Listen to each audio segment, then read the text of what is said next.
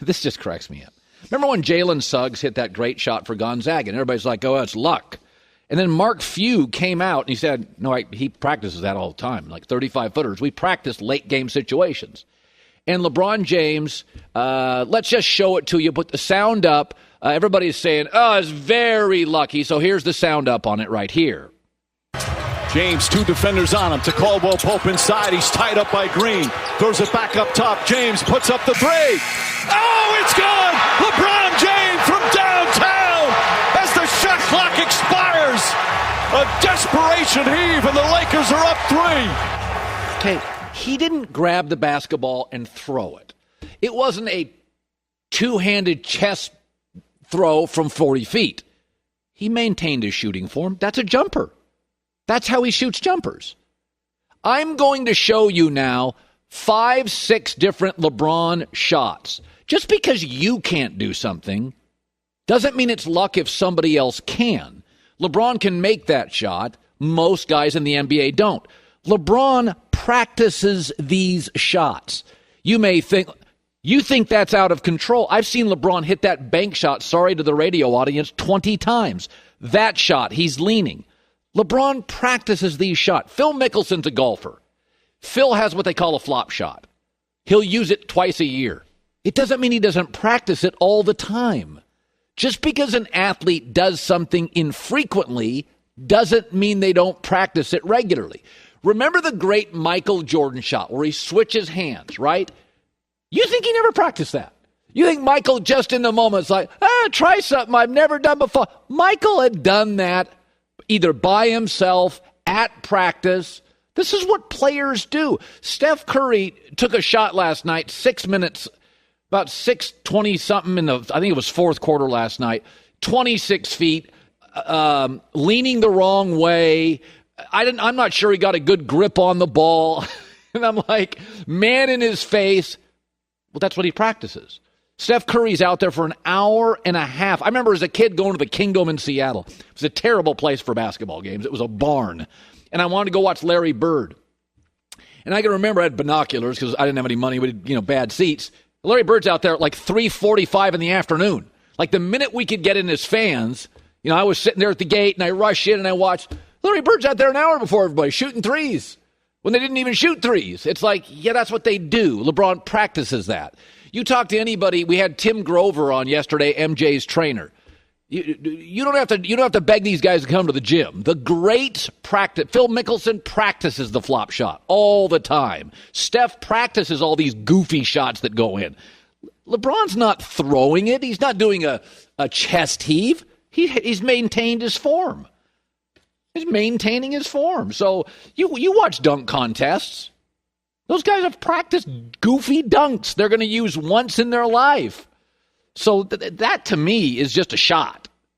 If you maintain your form and you're probably, by the way, LeBron called for the ball. LeBron set himself, he knows where he is on the floor. He knows what the clock is. He set himself up in a spot that he can hit that shot. And luck. A little dramatic on the ice stuff, but it's not, people are like, oh, he's by the R at the Staples Center. Steph Curry weighs 60 pounds less, has less muscle mass. Steph shoots from that area all the time. LeBron's as strong as any player in the NBA. That's a 33-foot shot, not 70. By the way, LeBron talked about it after the game. I saw it was, I had to get it up, at least get up on the rim.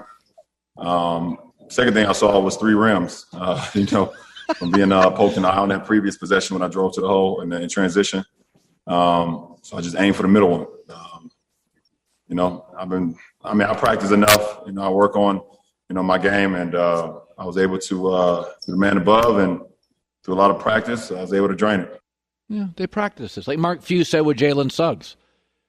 Like Gonzaga practices, all right, 8 seconds left. This is what coaches do at practice. 8 seconds left, no timeout, go up the court. This is what they do all day. This season lasts 200 days. You think they practice this stuff? It's just this. It's like Hoosiers. Backdoor cuts. Do it over. Chris Broussard, Fox Sports NBA analyst. So my takeaway on the Lakers last night was this. If you'd have told me Steph was the best player on the floor, They shot 44% on threes. Draymond defensively was great. Wiggins was darn good.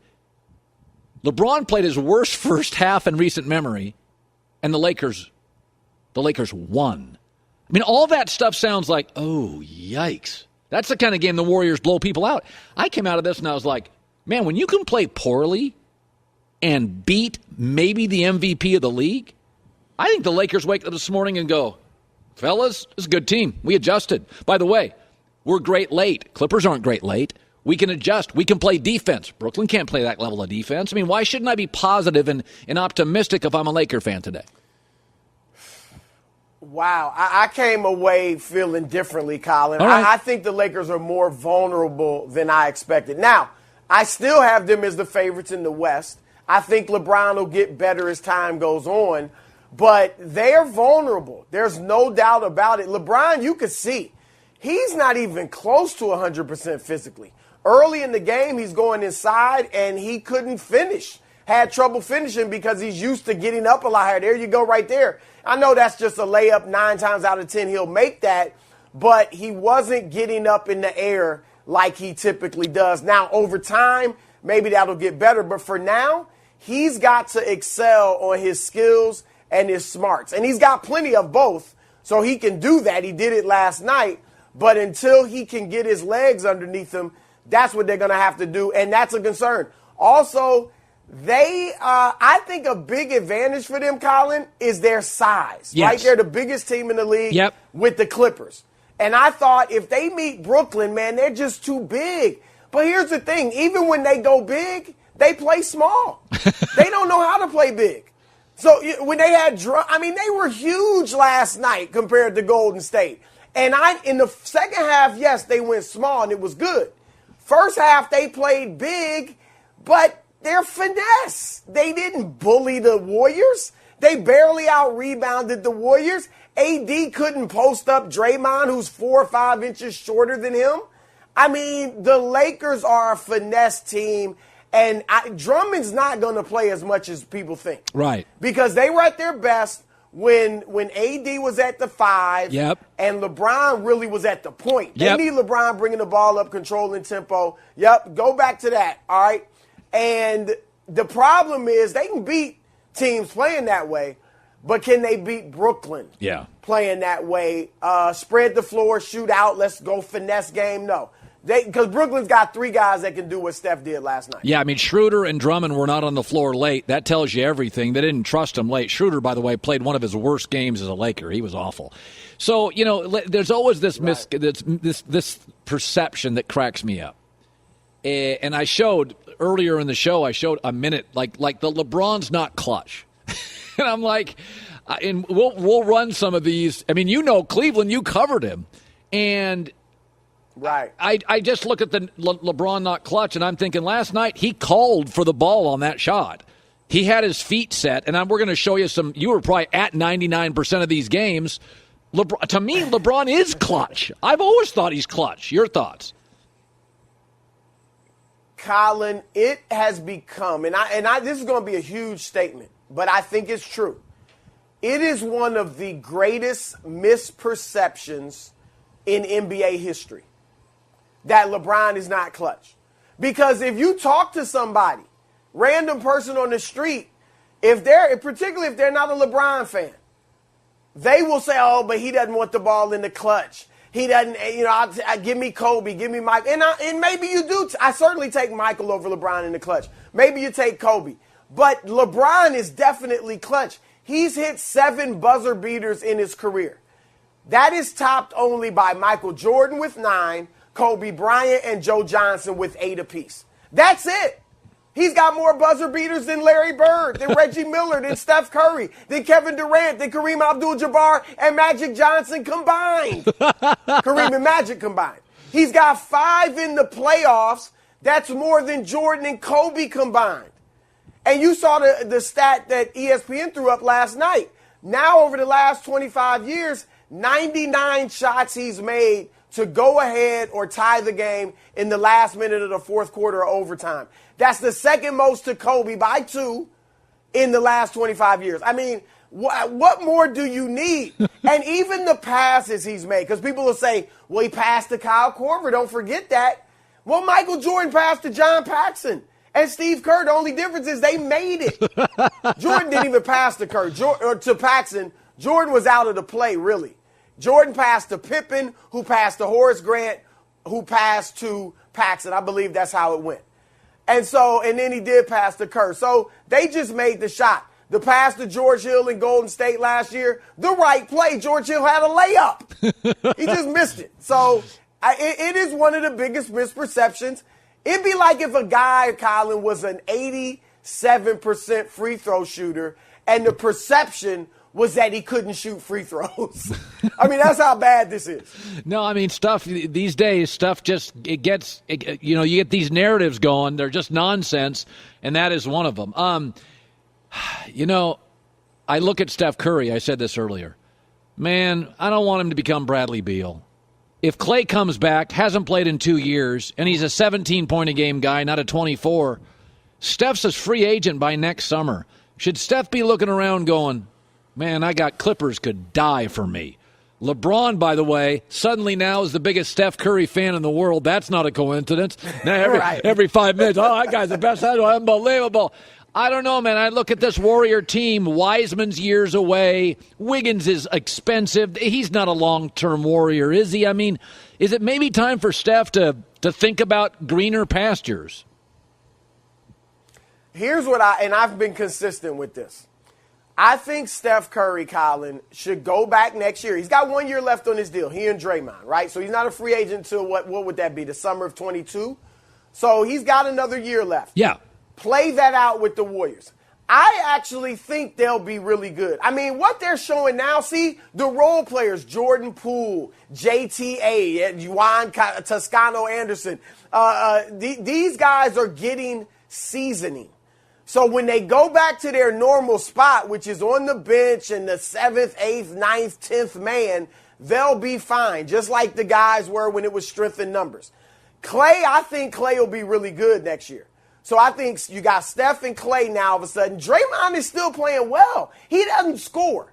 He's never been able to score. He could score decently because you had other guys to worry about in the past. And with Clay back next year, you'll have 2 big-time guys you have to worry about. So Draymond will score a little more. He's playmaking as well as ever. He averaged 9 assists a game this year. He's defending as well as ever. I had him on my first team all defense, and you saw him last night against AD. I like Wiseman. I think a starting lineup of Wiseman, Wiggins, Draymond, Steph, and Clay, I think they'll be contenders next year, Colin. I love Andrew Wiggins for what he is. A third scoring option, the 4th best player on the team. Remember, when Andre Iguodala went to the Warriors, Denver got rid of him. Philadelphia moved on from him because it was like, oh, as the man, no, he's not the man. We paid him max money. He's not the man. But in his role in Golden State, some people think he's a Hall of Famer. Sean Livingston was struggling. Goes to Golden State in a certain role. Now he plays well. Leandro Barbosa, same thing. I think that's the same thing with Wiggins. So I think they'll be contenders. But let's say they're not. Let's say they're a 7th or 8th seed again, a 6th seed. Then I think Steph is well within his rights and smart to look at the landscape. If Brooklyn runs through the league this year, if Brooklyn's rolling through the league next year, then you say, okay, I got to go somewhere and form another super team to beat Brooklyn, and I would be fine with that. But give it a shot next year first. That was a pretty compelling argument right there, Broussard. Hey, by the way, you that whole LeBron grab his head, it was so funny because he grabbed his head, and I thought, oh, he got bonked in the head. And then I watched the replay. I'm like, he didn't get his head touched. And he was grabbing his knee. And then I watched the replay. I'm like, nobody hit his knee. Can we say LeBron kind of likes a little drama to ramp things up? Is that fair to say? That is incredibly fair. We've seen LeBron flop. LeBron's a flopper. And LeBron, every time he gets hit, look at that. I thought he was out for the season. I didn't because I knew that's LeBron. I mean, every time he gets hit, though, he takes his time getting up. You know who used to do that? You remember Jim Brown. Not that bad, but Jim Brown would take his time getting up after being tackled. But, yeah, LeBron definitely does that. At first, I was really like, come on, man, get up. I didn't, and he did get poked in the eye. When I saw him on the bench, before he's even getting the drops in the eye, you could see the water. So he did at least get poked in the eye. But yeah, all of that, I mean, I don't get it. Hey, he's the greatest player in the league, but if that's the only thing we can say about him bad, then he's doing pretty well. But yeah, it's ridiculous. It is ridiculous. Watch his ankle here. That's what I thought got hurt. I mean, he's a 250-pound dude. When I watched the replay, I looked at his ankle. Everybody watch the ankle here. Sorry, radio. That's the part I'm like, oh, damn, he just ripped his ankle up. And he never even addressed his ankle. It was his head. It was his knee. And I'm like, your ankle's the thing that took a beating. And the head never hit the floor. Never. The head never hit the floor. You noticed that. All right. So, it was. Hey, man, it's L.A. Everybody acts a little in L.A. Waiters are actors and actresses. Right, Everybody acts a little. All right, Broussard. Great seeing you, buddy. All right, my man. See you.